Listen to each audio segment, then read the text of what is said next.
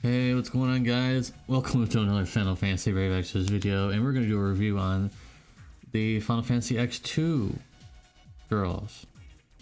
That would be Yuna, Rikku, and Paine. So with that being said, let's get into Yuna, who has an S-teamer of just 100 magic. It's very powerful, but there's no passives on it, so you take that as you will, and of course only mages can equip this. So it's a decent S-teamer, but it doesn't have any passives on it. But most people are probably still using that doll that has no passives on it either. So I suppose this is a huge upgrade from that. Years ago we were able to have that, so we're finally getting a huge upgrade on that. Okay, so the base form, which is really surprising, 160% Reaper Killer for all allies, cooldown, and that's not restricted to anything. 3 stacks of evasion that auto cast for just this. It's the Van, the 5-star Van evasion, not evasion, but the Mirage that he cast it again. Instead, this time it's 3 stacks, which is absolutely really good, really amazing. One of the best abilities I've seen this year so far. That's insane. She also has 160% Machine Killer, 300% Wound Burst damage buff, 400% stat buff for all allies on a cooldown.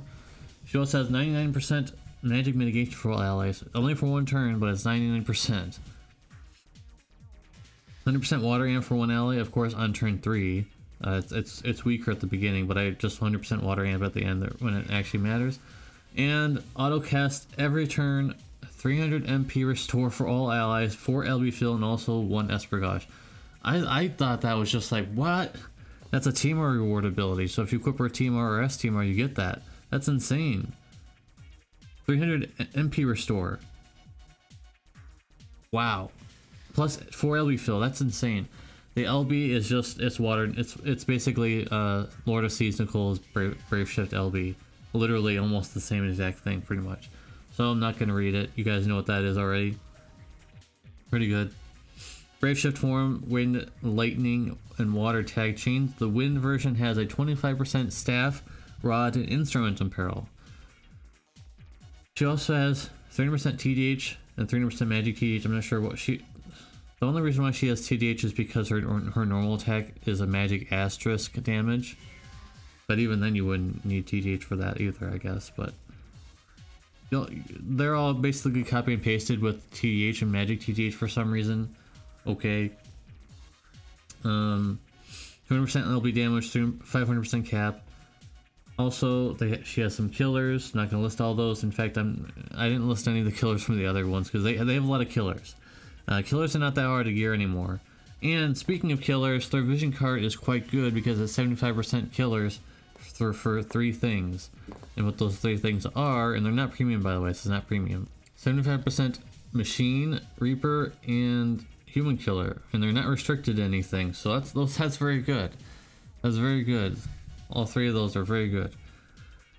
Okay, so her LB is a tag chain water magic damage 100 times versus Reapers, and also an extra 150 times for all enemies. So pretty good, but I feel like her best strength is in her base form.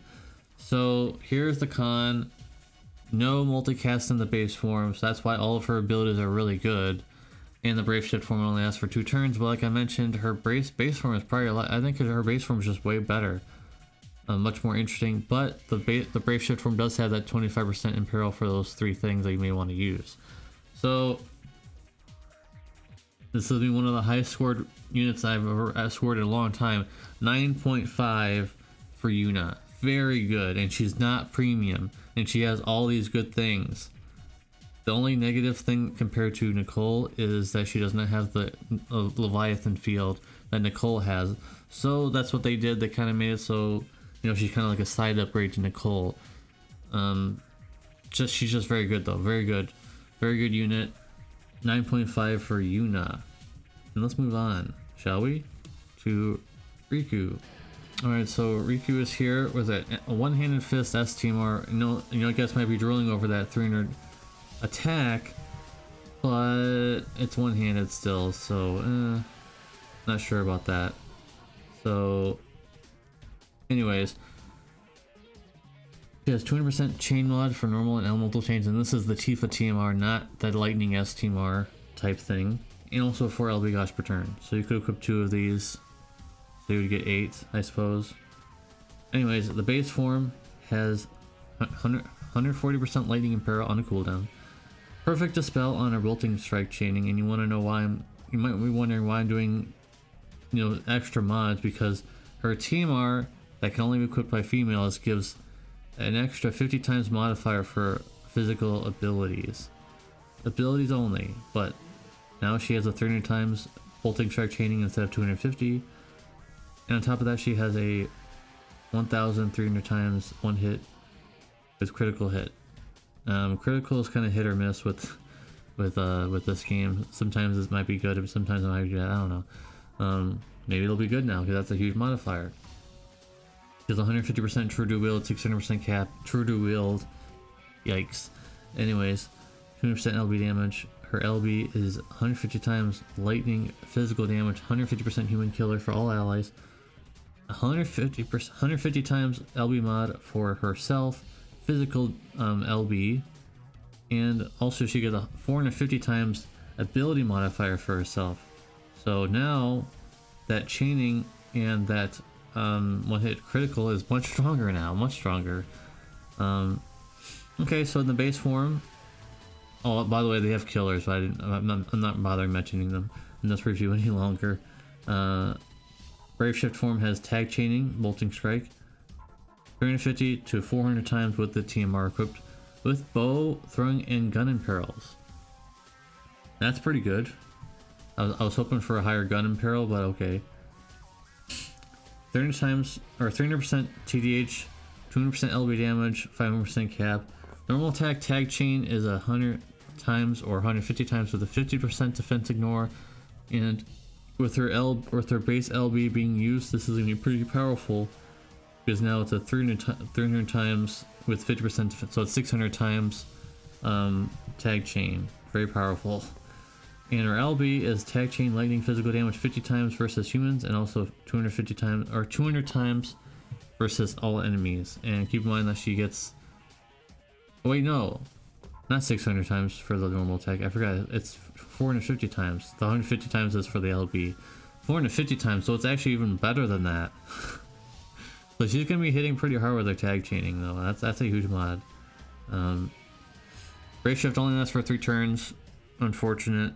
So you gotta make sure you're basically doing normal attacks. I feel like. And also she doesn't have a fist imperil, which is really interesting because she can only equip fists. That's weird.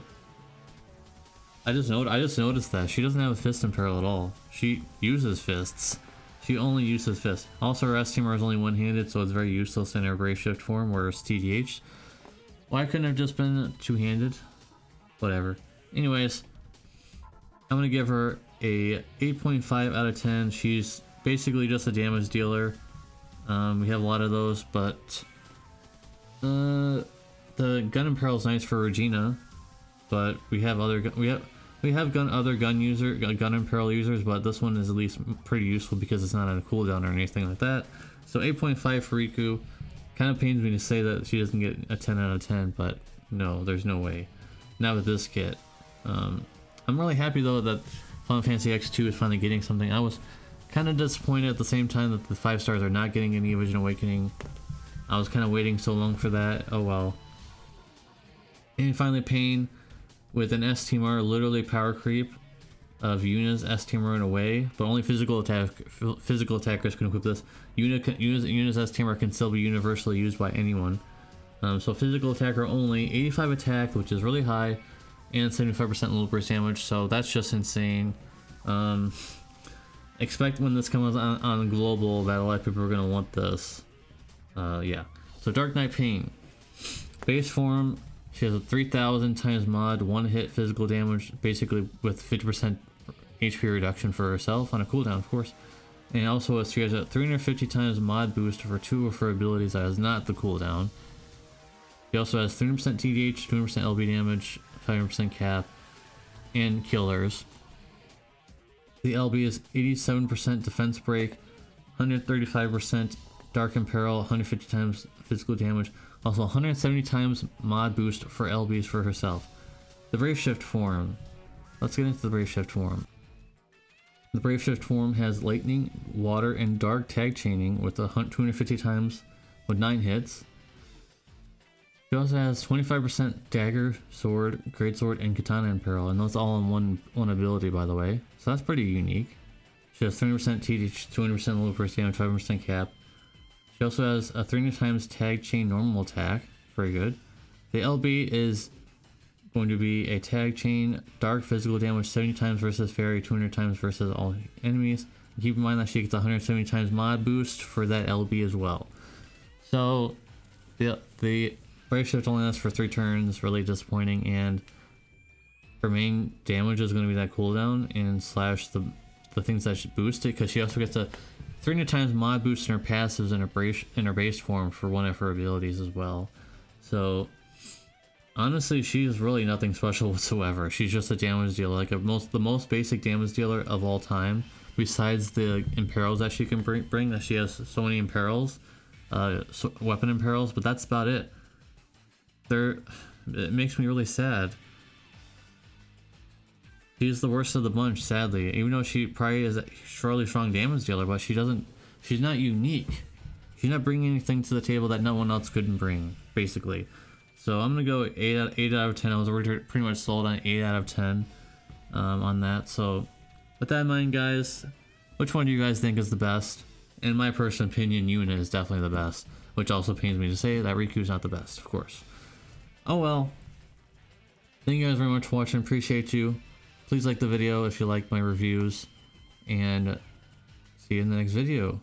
Peace. See you in the comments.